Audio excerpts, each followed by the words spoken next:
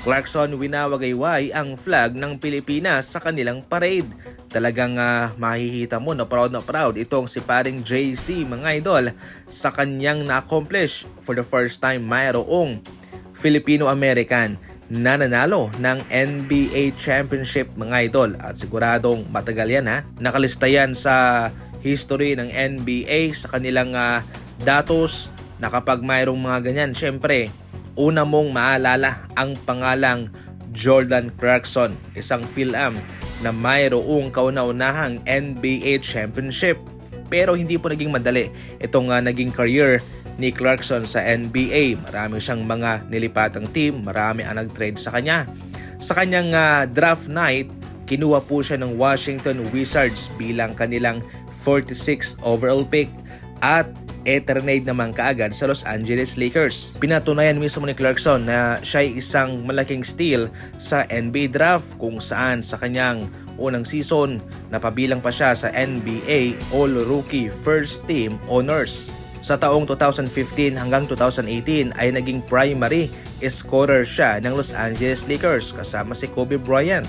At pumirma naman siya ng $50 million contract extension sa 2016. Nakapunta naman siya sa NBA Finals way back 2018 nung siya ay nasa Cleveland Cavaliers.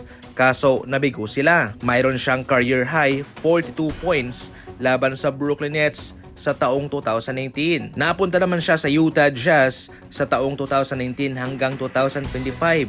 Nanalo bilang 6-man player of the year. At fast forward ngayon, eto na siya sa Knicks. Hindi naging madali ang daan nitong si Clarkson pero patuloy siyang nakakahanap ng butas para sa posisyong para sa kanya. At ngayon sa Knicks, finally nakuha na ni Clarkson ang kanyang unang kampyonato at isa itong karangalan para sa Pilipinas.